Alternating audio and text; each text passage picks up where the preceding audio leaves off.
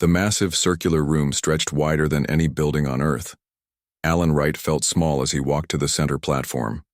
Around him, hundreds of alien beings sat in rising tiers. Some looked almost human. Others were made of gas, crystal, or shapes that hurt his eyes. This was the Galactic Council, rulers of most of the known universe, and today they would officially meet humans for the first time. Alan straightened his blue ambassador uniform and fought to keep his face calm. Inside, his heart raced. Everything, he said today, would affect Earth's future. Behind him stood Grace Daniels, a lieutenant in Earth's Space Force. Her face showed nothing, but Alan knew she watched everything with sharp eyes. Species 4291, humans of Earth, announced a booming voice. It came from a tall, crystal being whose body flashed with inner light. I am High Counselor Shin Teresh. The Council recognizes your achievement of faster-than-light travel and grants you observer status. Alan bowed slightly. Thank you, High Counselor. Earth is honored to join this assembly and looks forward to peaceful exchanges with all Council species. A low sound moved through the chamber. Alan realized many aliens were making their version of laughter. Such formal words from such a young species, said another counselor, a massive insect-like creature with 4 arms and glittering eyes. I am Counselor Drelmac. Tell us, Ambassador, how long has your kind traveled between stars? Just under 50 years, Alan answered honestly. More laughing sounds filled the room. Most species here, Drelmac clicked, have sailed the stars for thousands of years, some for tens of thousands. You are mere babies. Alan nodded politely. We have much to learn. Indeed, said a third counselor, a floating cloud of purple gas inside a metal frame. Starting with proper civilization, our scans show your planet bristles with weapons. The center of the room lit up with floating pictures of Earth's space stations, missile systems, and defense ships. Explain this aggressive posture, demanded the gas being. Alan had expected this. Counselor, until recently, we believed we were alone in the universe. These systems protect Earth from natural threats like asteroids and from each other, cut in the gas counselor. Our research shows humans still fight among themselves, hardly the mark of an advanced civilization. Alan felt his face grow warm. We are working to overcome our past. Unity grows stronger each year. Shin Teresh's crystal body flashed blue. Let us focus on more immediate concerns. These weapons you possess. They cannot be allowed. A new image appeared. Technical details of Earth's best ship weapons. Such primitive technology, said Drelmac. Several counselors laughed again. These would not penetrate even our civilian ship shields. Particle beams? Nuclear missiles? Scoffed another alien. We outgrew these millennia ago? The gas counselor floated closer. Ambassador, understand that council law forbids member species from maintaining independent armaments. For your own protection, of course. Alan kept his face neutral, but alarm bells rang in his mind. With respect, Earth is not yet a full member. We would need time to discuss any disarmament. Of course, said Shin Teresh smoothly. You will have time to adjust. All new species find our ways strange at first, but they come to appreciate the peace we provide. And what does Earth provide? In return? Grace spoke up suddenly. Her voice carried through the chamber. Silence fell. Alan winced inwardly, though he'd been wondering the same thing. Your military officer speaks out of turn, said Drelmac coldly. Lieutenant Daniels is part of our diplomatic team, Alan said quickly, and her question is valid. What would Earth's responsibilities be as a member? Shin Teresh's color shifted to yellow. Simple matters, resource sharing, access to your system for approved mining operations, cultural exchange, nothing burdensome. I see, said Alan. And these mining operations, who would control them? Council-approved corporations, naturally, said the gas counselor. Your primitive industries could not handle the technical requirements. More details followed. The longer they talked, the more Alan understood. The council didn't see Earth as an equal partner. They saw it as a resource to be harvested and controlled. We'll need time to consider these terms. Alan said finally. Take the standard orientation period, 1 Earth month, said Shintaresh. Council representatives will arrive then to begin the integration process. The meeting ended, and Alan and Grace were escorted to their temporary quarters, a luxurious suite that Alan immediately suspected was bugged. He tapped his wrist device, activating a small jamming field that would block listening devices. Standard procedure when dealing with unknown parties. Well, he asked Grace once they were secure. She paced the room, her face troubled. They're lying. Did you see how they laughed at our weapons, then immediately demanded we get rid of them? If they're so primitive, why do they care? Alan nodded. And these mining operations sound like they'd strip our system bare. Grace pulled out her datapad. I've been going through the materials they gave us about other species. Look at these before and after pictures of the Narration system. When they joined 200 years ago, they had 3 thriving planets. Now their system has been mined hollow. And the Nalarians? Reduced to working as labor for council corporations. Their military was disbanded for their protection. Alan looked out the window at the massive council city stretching to the horizon. It glittered with wealth and technology beyond Earth's dreams. We're in trouble. It gets worse, said Grace. I did some calculations based on their ship capabilities. The council could reach Earth in 3 weeks, not the month they're giving us. Alan sat heavily in a chair. They expect us to agree without a fight. When we don't, they'll come to force the issue, Grace finished. We need to warn Earth now. Alan nodded and pulled out a small device, a quantum communicator that could send messages instantly across any distance. Alien technology said it was impossible, but humans had figured it out 30 years ago. This is Ambassador Wright to Earth Defense Command, he said into the device. Priority Alpha. The Council is not what it seems. Do not deactivate any defense systems. Prepare for possible hostile contact within 3 weeks, and activate Project Thunderbolt. Grace raised an eyebrow. Thunderbolt? The experimental weapon system. It's not even tested yet. It's our only chance, said Alan. The Council thinks our weapons are jokes. They've never seen what humans can do when backed into a corner. He looked back at the Council buildings. They mock our weapons now. Let's see if they're still laughing when the first shot is fired. Captain Olivia Martinez stood on the bridge of the EDS Defiant, watching the stars through the main view screen. The ship floated quietly in space near Jupiter's moon Europa, far from the alien ships that occasionally passed through the outer solar system. The Defiant was Earth's newest and best ship, but compared to the huge council vessels, it looked like a toy. All systems working normally, Captain, said Keith Johnson, her first officer. The new shields are at 97% power. Weapons are ready but powered down. Olivia nodded. For 6 months since the first meeting with the Galactic Council, Earth had been playing a dangerous game. On the surface, they acted interested in joining the Council. Behind the scenes, they prepared for war. Message from Admiral Patel, called Lisa Boyd from her communication station. Project Thunderbolt is approved. Olivia felt her heart beat faster. Tell the Admiral we understand. Prepare for weapons test. The bridge crew moved quickly but stayed calm. Everyone knew what was at stake. Earth's spy network had discovered the truth about the Galactic Council. They weren't peaceful leaders. They were bullies who found new planets, took away their weapons, and then took all their resources. Species that resisted simply disappeared. Taking us to the test area now, said the pilot. The Defiant moved smoothly to an empty region of space, where they could work without being seen. Test target is in position 1 million kilometers away, said Ben Carter, the weapons officer. Arm Thunderbolt 1, ordered Olivia. The weapon didn't look special, just a small cannon on the bottom of the ship. But inside, it held a secret that had taken Earth's best scientists years to perfect.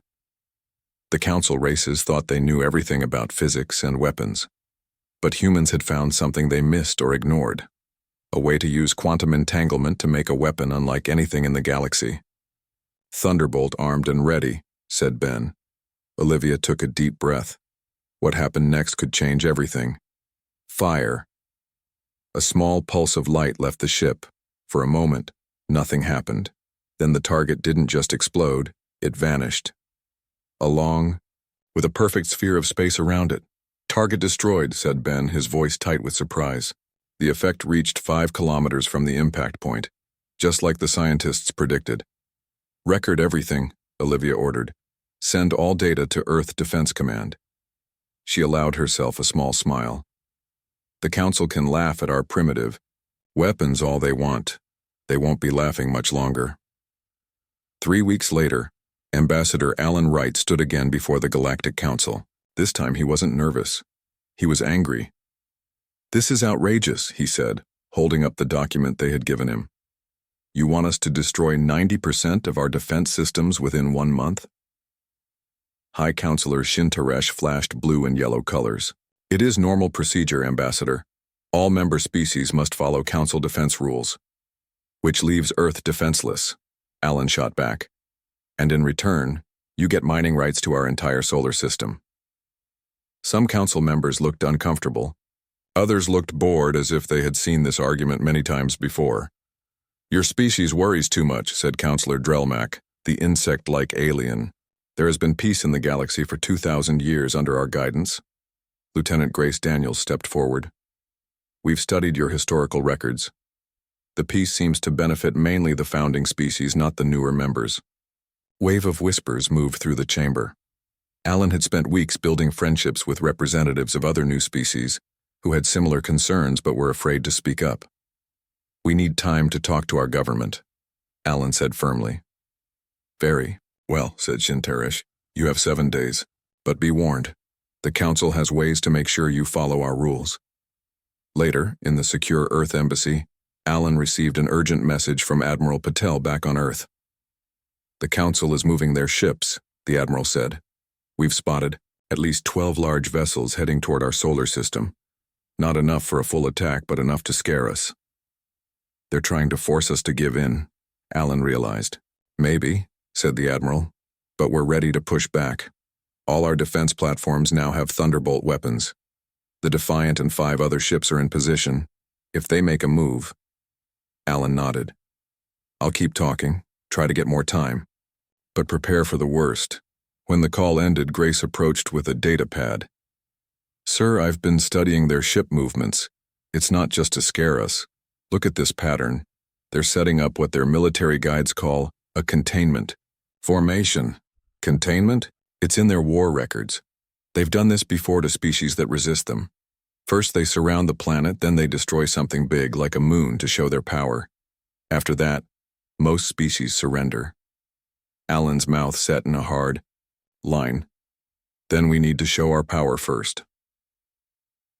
That evening, Alan and Grace snuck out of the embassy. They had a secret meeting with representatives from 6 other species who had recently joined the Council. All of them had faced the same demands, the same threats. "My people lost our outer colonies when we hesitated," said Vriki, a small furry alien.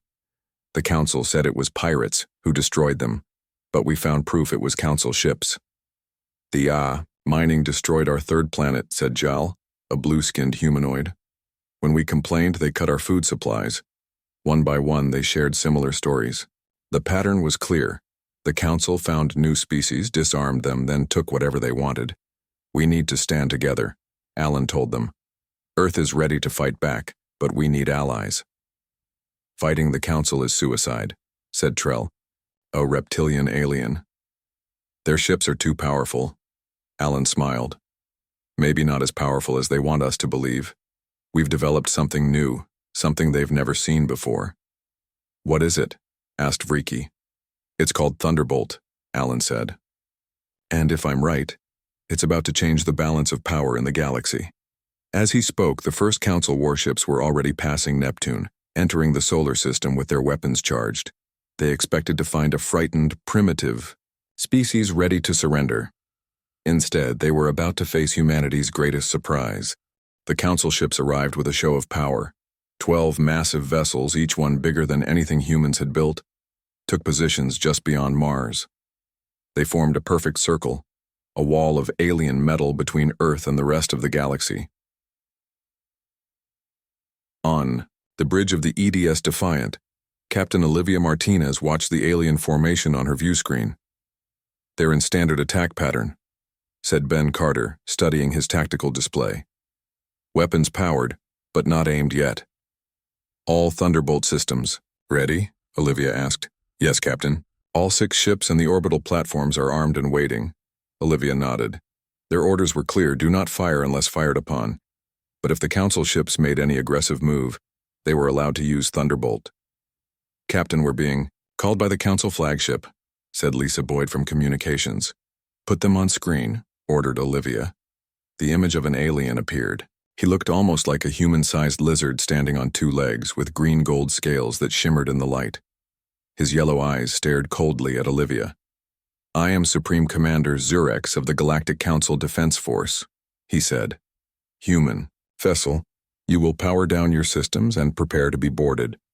The Council has decided your species needs guidance in proper galactic behavior." Olivia kept her face calm. "Commander Zurex, we are in our own solar system.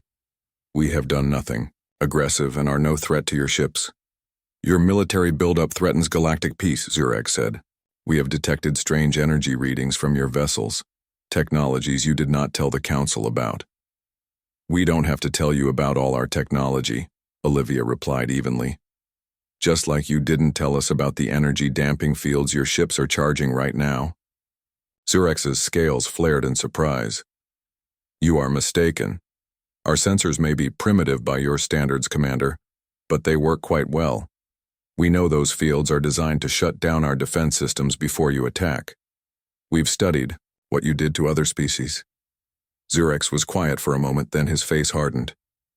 "You have 1 hour to follow Council orders.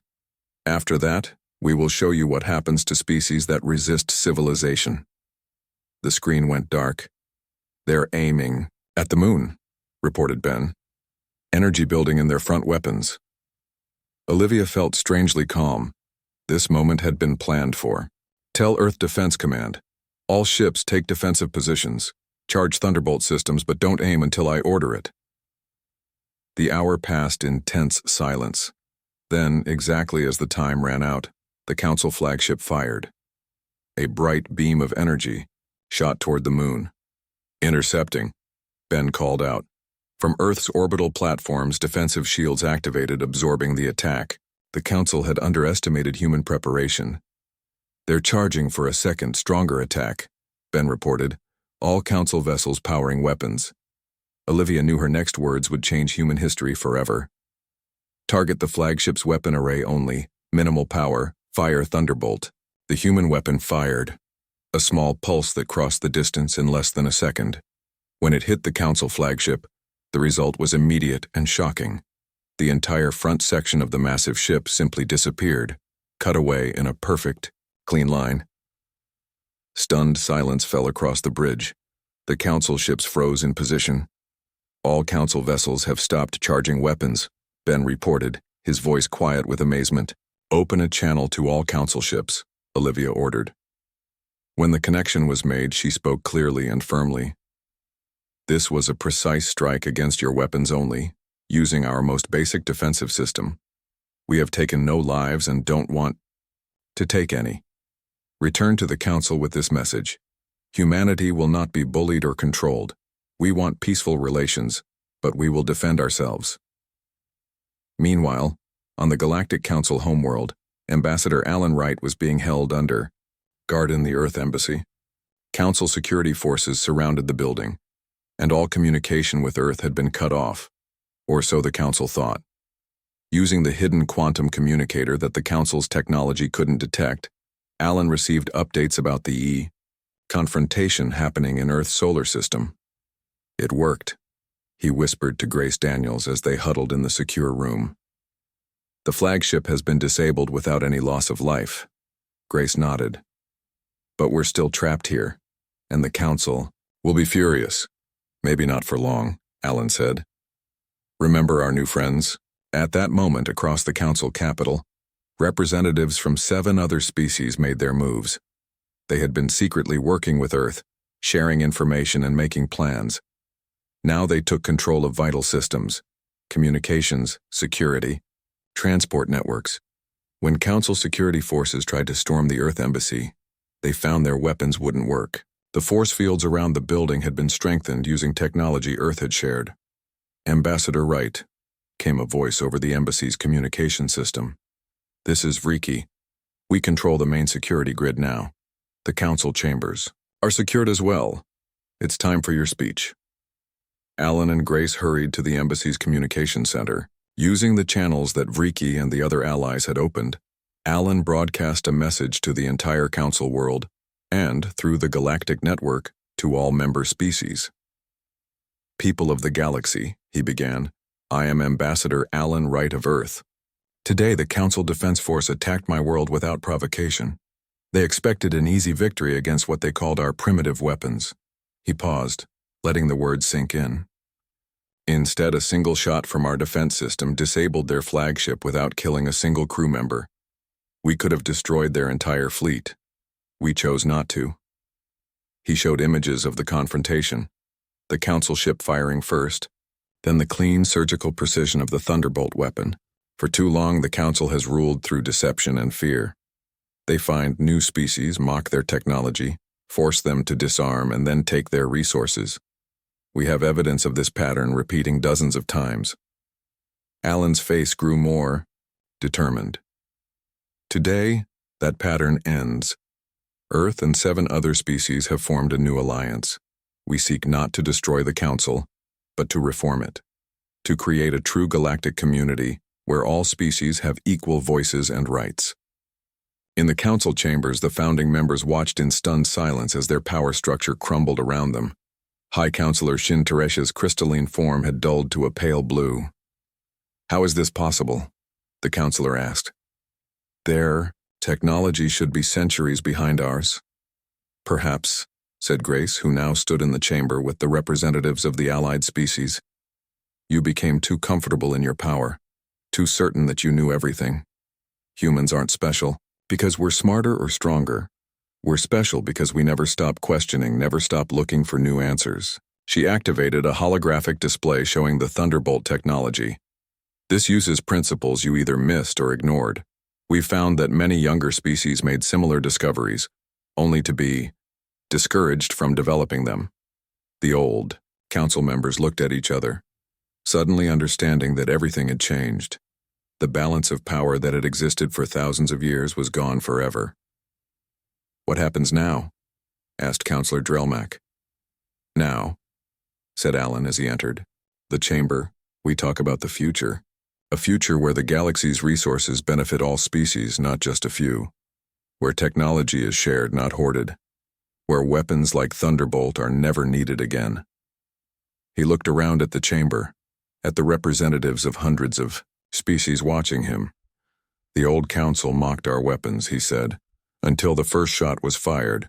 Let's make sure that shot leads to a better galaxy for everyone." 3 months had passed since the day humans fired their first shot against the Galactic Council. The galaxy had changed forever. In the Grand Council chamber, representatives from over 300 species gathered for a historic meeting. But, this time, the seating arrangement was different. The founding species no longer sat in the highest positions. All representatives sat in a single circle as equals. Alan Wright stood at the center with members of the Reform Committee. The committee included representatives from Earth and the 7 allied species, as well as 3 members from the old council leadership who had accepted the need for change. "The vote is complete," Alan announced. "With 289 in favor, the new galactic charter is approved." Cheers and various sounds of approval echoed through the chamber. Even some of the former council leaders showed signs of support, though others sat in stony silence. "For too long, this body operated on fear and control," Alan continued. "Today we begin a new chapter based on cooperation and mutual respect." High Counselor Shin Teresh, their crystalline form now a humble blue rather than the proud red of before, floated forward. "I wish to speak." The room grew quiet. Shin Teresh had been one of the most powerful beings in the galaxy before the Thunderbolt changed everything. "I have served on this council for over 700 years, Shin Teresh said. "In that time, I believed we were guiding the galaxy toward peace and prosperity. I was wrong. The crystal being's colors shifted to show regret. We became what we once fought against, rulers who use their power to take from others instead of helping them grow. I support this new charter and will work to build the galaxy we always claimed to want. Not all the old leaders shared this view. In the months since the confrontation at Earth, some had resisted the changes. They had powerful allies, vast resources, and thousands of years of secrets to protect. Away from the council chamber, in a secure room on the Earth Embassy, Captain Olivia Martinez met with Admiral Patel and Ambassador Alan Wright. Grace Daniels stood guard at the door. "The charter is approved, but our problems aren't over," said Admiral Patel, her face serious on the secure video link from Earth.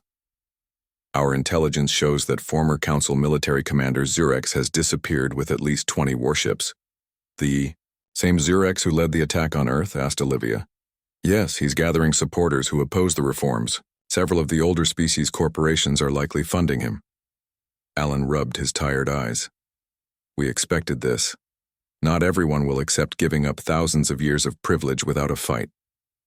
"There's more," said the Admiral. "We've detected unusual activity in the Vega sector. Something's being built there, something big." The door opened and Vriki, the small furry alien who had become one of Earth's strongest allies, hurried in. "Sorry I'm late. I have news from our spy network. Zurex and his followers are building a weapon. They're calling it the Planet Killer." Silence fell over the room. "Do we have any details?" asked Alan. Vriki's ears twitched nervously. "Only rumors. It supposedly uses the same quantum principles as your Thunderbolt, but on a much larger scale. They've apparently been working on it secretly for centuries." "If they've been developing it for that long, why haven't they used it before?" asked Grace. "Because they never needed to," Olivia realized. "They controlled everything without resistance. We changed that." "Exactly," said Vriki. "You humans showed the galaxy that the Council wasn't all-powerful. Now Zurex wants to restore that fear." Admiral Patel's expression darkened. "We need to find this weapon and destroy it before it's completed."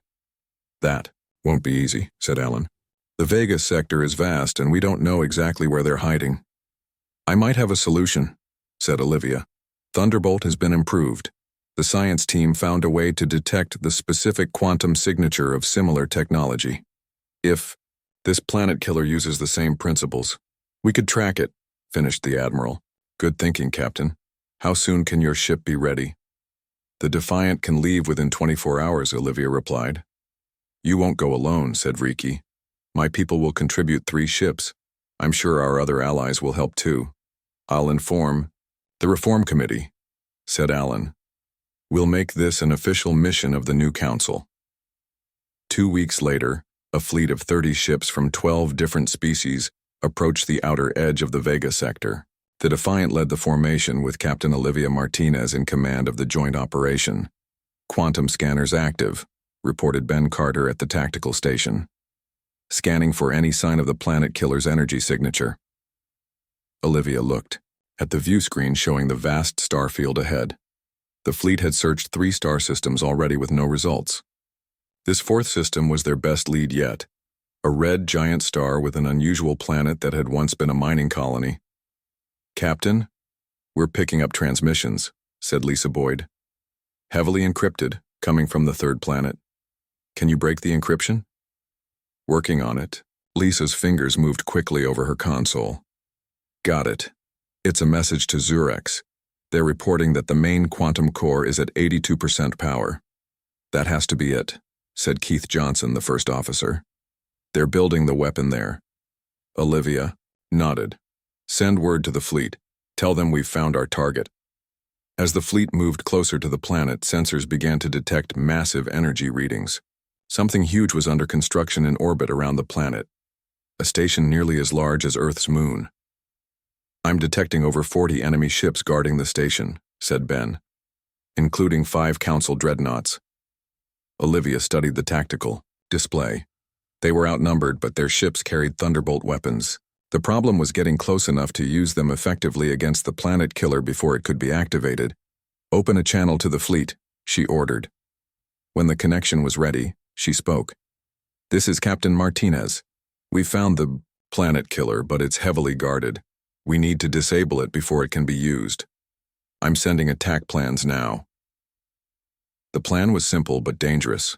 While the bulk of the Allied fleet engaged Zurex's ships, a smaller group led by the Defiant would slip through to the station itself. They would get as close as possible and fire their Thunderbolt weapons at the station's power core. As the fleet moved into position, enemy ships spotted them. Alerts blared across the Defiant's bridge. "They've seen us," reported Ben. "Enemy fleet moving to intercept. All ships battle formation," ordered Olivia. "Remember the plan. We only need to get a few ships through." Space lit up with weapon fire as the two fleets clashed. The Allied ships moved with perfect coordination, their Thunderbolt weapons carving through the enemy's defenses. But Zurex's forces fought back with desperate fury, knowing what would happen if they failed. On the bridge of the Defiant, Olivia watched for their opening. "There!" she called out. "Squad 2, follow us in!" The Defiant and 5 other ships broke from the main battle, accelerating toward the massive station. Enemy ships tried to intercept them, but the Allied fleet kept them occupied. "We're within Thunderbolt range," said Ben as they approached the station. "Target the main power core," ordered Olivia. "All ships fire when ready." 6 Thunderbolt weapons fired at once, their energy beams striking the station at the same point. For a moment, nothing happened.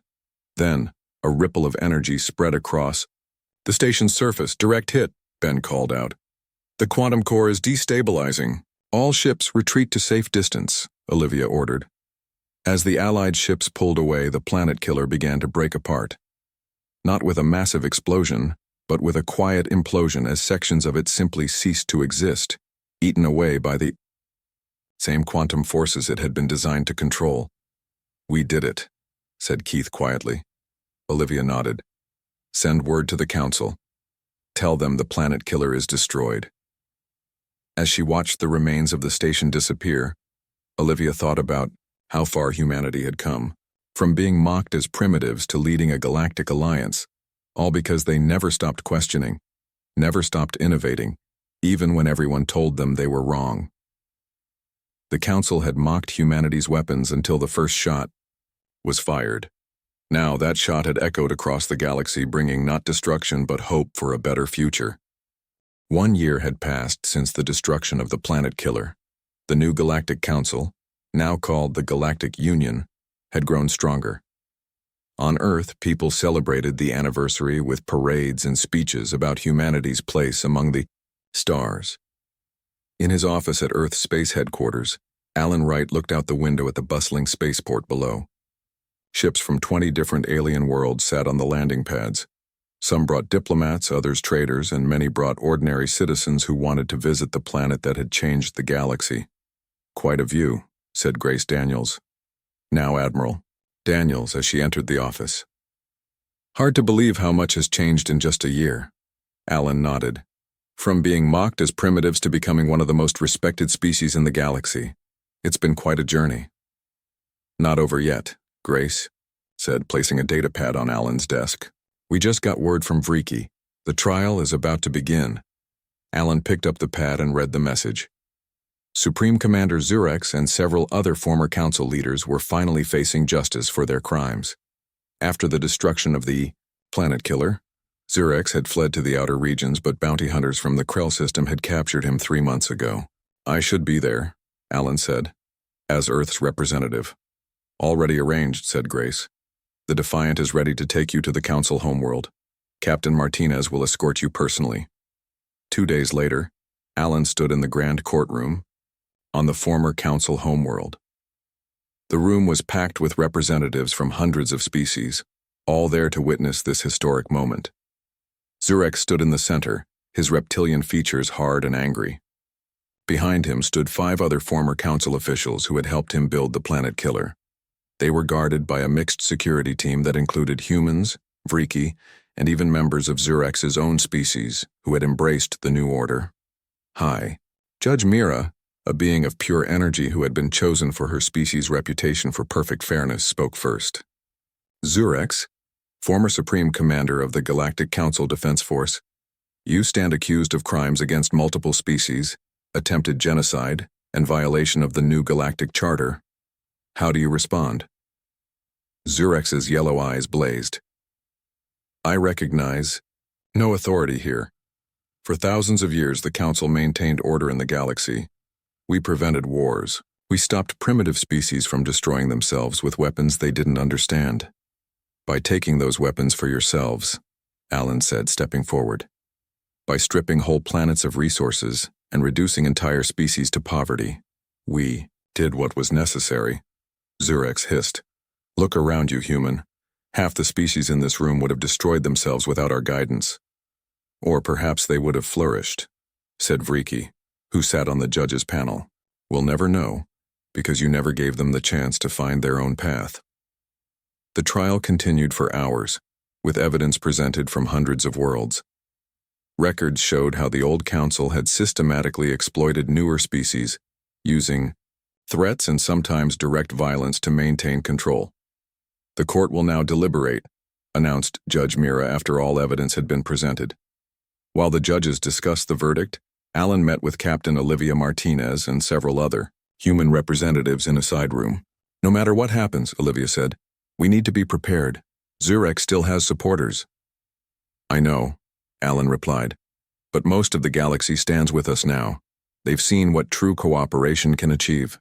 In just 1 year, the new Galactic Union had accomplished more than the old council had in centuries.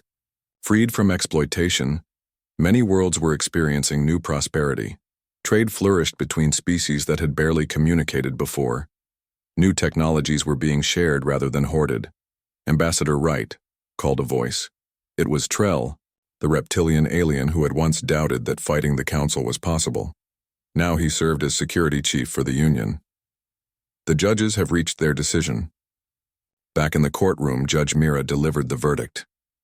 Zurex and his co-conspirators, you have been found guilty of all charges. A murmur ran through the assembled crowd. However, Mira continued, the Union does not seek revenge. Your punishment will not be death or imprisonment, but service. You will work to rebuild the worlds you damaged under supervision, using your knowledge to repair what you destroyed. Zurex looked shocked. You would show mercy? After everything? Not mercy, Alan said. Justice.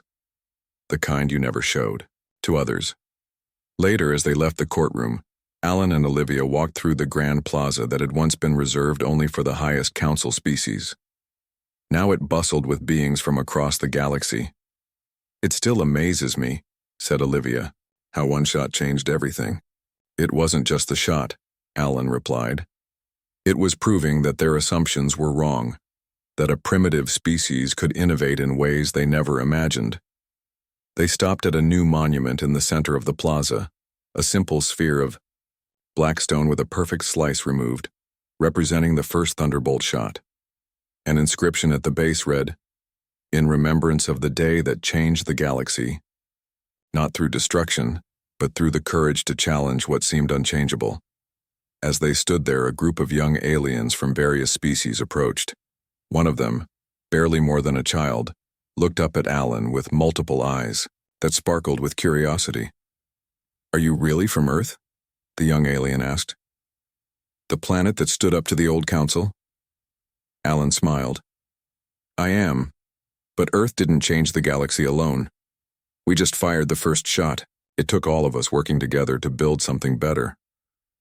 I want to be like humans when I grow up, the child said earnestly. My teacher says humans are good at asking questions that no one else thinks to ask. That's probably true, Alan laughed. Never stop asking those questions yourself. As the children moved on, Olivia looked thoughtful. You know, that's probably our greatest weapon. Not thunderbolt, but curiosity. And stubbornness, added Alan. Don't forget stubbornness. That evening, representatives from across the galaxy gathered for a celebration marking the first anniversary of the Union. Species that had once been enemies now sat together, sharing food, stories, and ideas. High Counselor Sin Teresh, who had embraced the new order more fully than anyone expected, approached Alan with their crystalline form glowing a warm gold. I must thank you, Ambassador Wright, Shintaresh said. My species ruled for thousands of years, yet we had become stagnant, afraid of change. You showed us there was another way. We all have something to teach each other, Alan replied. That's what the Union is about. As he looked around at the gathering, Alan thought about how far they had all come. The Council had mocked humanity's weapons until the first shot was fired. But that shot hadn't brought destruction. It had brought a new beginning. The greatest victory wasn't winning a war. It was creating a peace worth defending.